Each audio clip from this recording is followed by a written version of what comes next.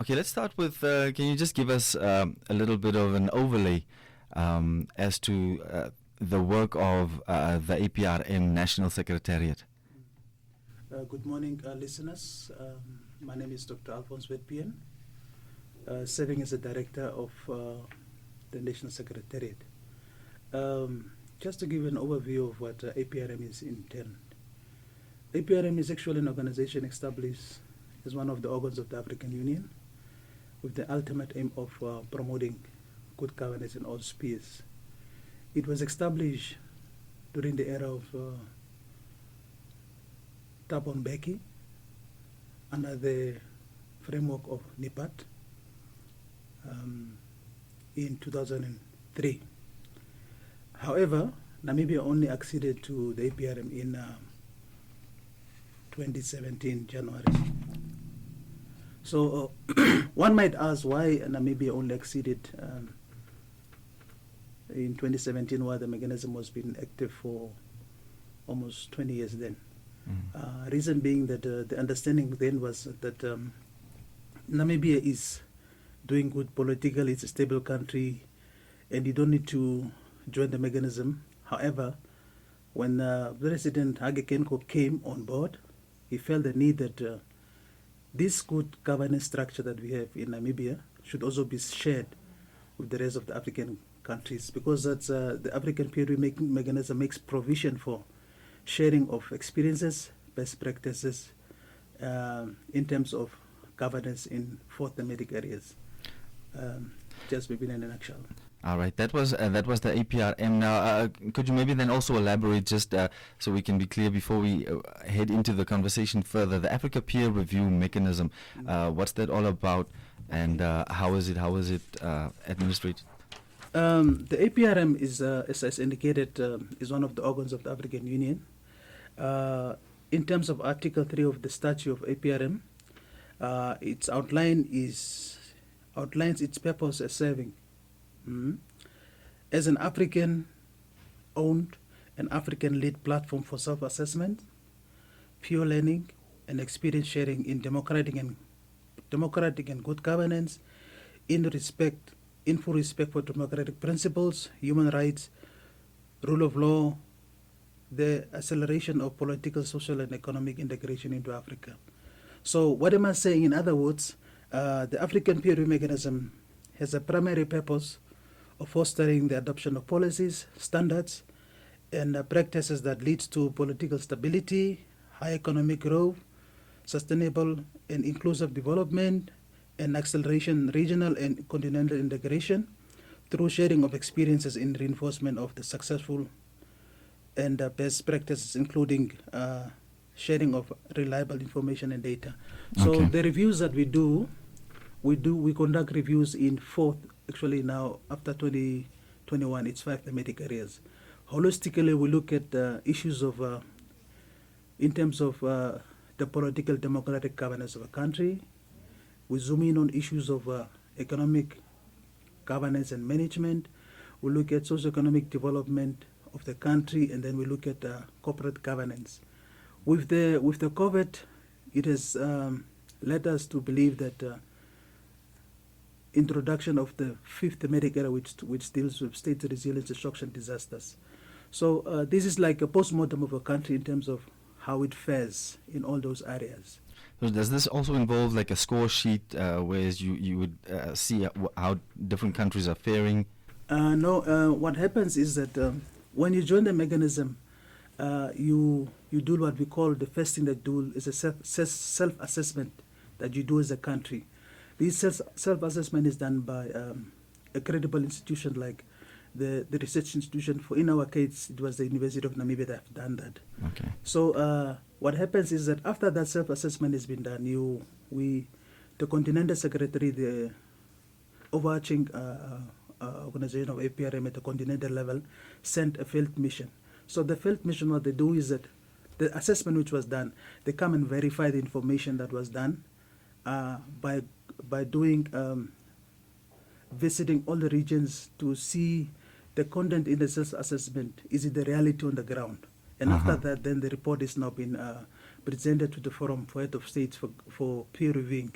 Okay. And it's done through, there's a lengthy questionnaire that contains all information from the 5 thematic areas that has been mentioned, that has been used as a guideline of how to develop the country review reports. Okay. So that brings us down to the 9th of this month, which will be an observance of APRM Day.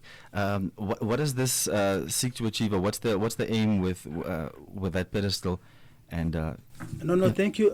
As I've said, that APRM has been existent since 2003.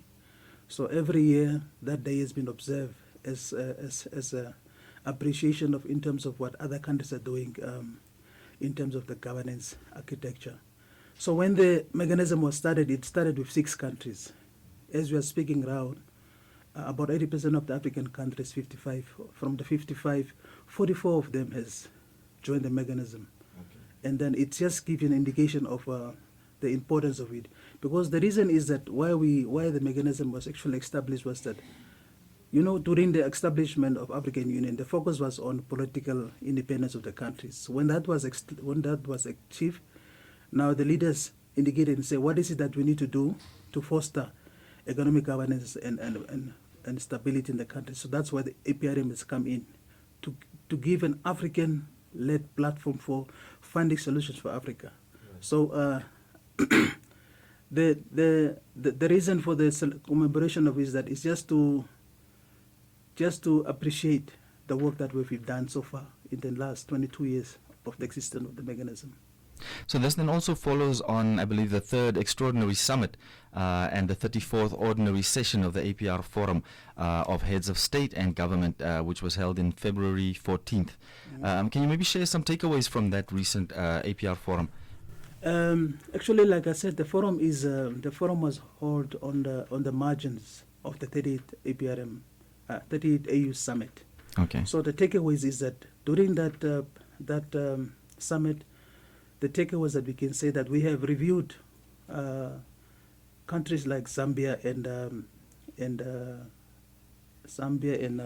Senegal. Zambia presented what we call a 2nd generation review report. A 2nd generation review report is when you exceed, you do a first generation review report, and then after that you produce what we call the National Plan of Action. And then after 5-6 years, a country conduct what we call a 2nd generation review to see, in terms of the first review that produces, what has been the successes and the challenges, and what are the new areas of that requires to be reviewed. So you introduce that. So Senegal, Zambia did that, and then Senegal did what we call a review on its natural resources. Because natural resource beneficiation, if you can see, in Namibia is also an issue. They wanted to see how much of the resources that they have can go down to benefit the local community.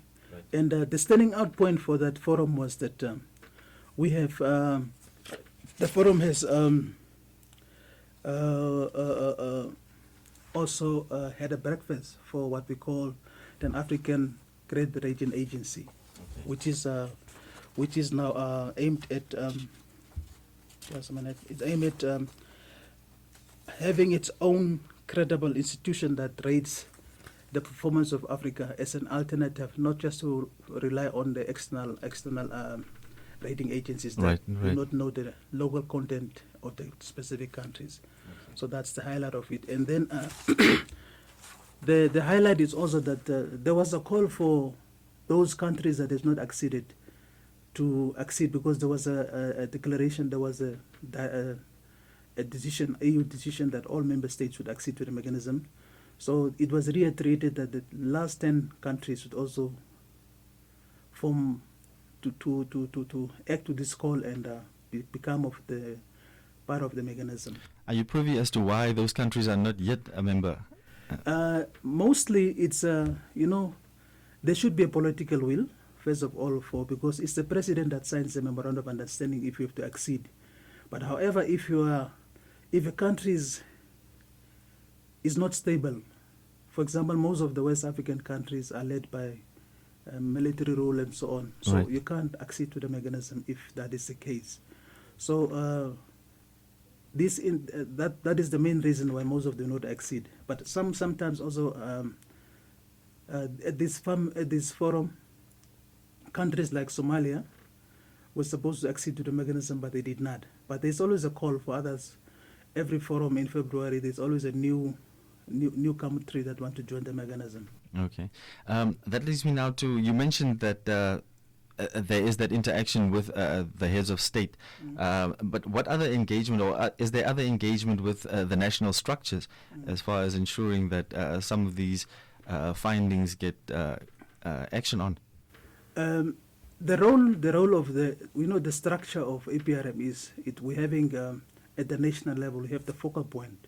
A focal point is interlinked between the head of state and the national secretariat. Okay. And then after the focal point, we have what we call the governing council. The governing council leads the affairs of the APRM within the country, chaired by a chairperson, appointed through a composition of academia, youth, faith-based organizations, and so on. Right. So then we have the National Secretariat. The National Secretariat is the technical and administrative arm of those national structures. We provide the focal point, the governing council, and the research institution in terms of implementing the recommendation that comes from the report.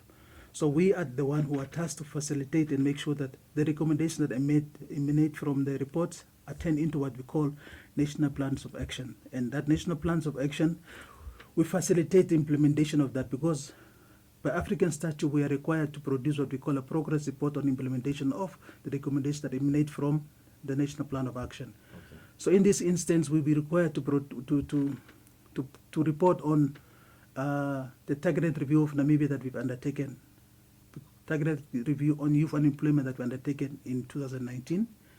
By the next forum in February, we need to produce a progress report. And then the year after that, in 2027, we have to produce a progress report, the implementation of the country review report on the 4 thematic areas. Now, Namibia has also undergone a lot of numerous targeted reviews, including youth unemployment, state resilience to shock and disaster.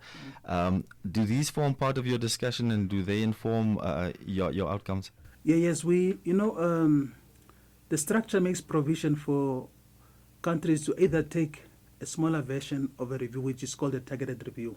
Mm-hmm. So when we acceded to the mechanism, Namibia saw the need, because of the high number of unemployment in the country, to conduct a targeted review on youth unemployment to provide evidence-based results of why is it that the youth unemployment is not being found solutions for. I can just maybe give a highlight of the 6 key recommendations that came out from the targeted review report that we conducted. First of all, it says that the youth programs in the country are scattered all over. You will find it that Ministry of Youth itself, Ministry of Trade has something to do, gender has something to do, so it does not add up to it leads to a lot of duplication of effort, duplication of wastage of resources. So the recommendation says, one of the recommendations, the first one says, there should be a unit. All the programs of the youth should be under one umbrella for us to be able to see the benefit of it at rather than having it one or scattered all over. Okay. And number 2, I'm happy to announce and see that after we conducted the review report, it was said that we need to save some of the benefits that we get from the nature resources for the next generation. Mm-hmm. So His Excellency, the late President, as you can see, has established a sovereign wealth fund. Right. It was because of the recommendation, one of the recommendations that comes out from there. And I can gladly say and happily say that today, the funds, if you can see, send about 400 million. It was with a 200 million, it started with 200, it started with 400 million. So imagine if it was done earlier on, how much would have been achieved in terms of that. Okay. And number 3, there's a call for reform in terms of the education sector. Okay. And because of that review that we have, you can see education had the second conference in terms of education reform. Yes, sir. And while we're at education, the third recommendation talks about reform in the technical vocational training space. And I'm happy to report that because of that, today you can see regions like Kunene has benefited because they have the fully functional vocational training center, and in the process, Karas region is also about to open one. So that's one of them. And maybe the third ones I'll just mention is that it said that youth need to get their hands dirty in terms of taking up space in the agricultural sector so that we can not only generate employment but also fight towards self-sufficient in terms of food. Okay. And then youth involvement in terms of a certain percentage to be allocated for youth to involve in entrepreneurship in terms of the tenders that need to be allocated. And lastly, and I think this is key of all of them, is that we need to create a database in terms of the youth, in terms of every constituency region, of what their strengths are and what their weaknesses in terms of for proper planning and so on. So that is number one.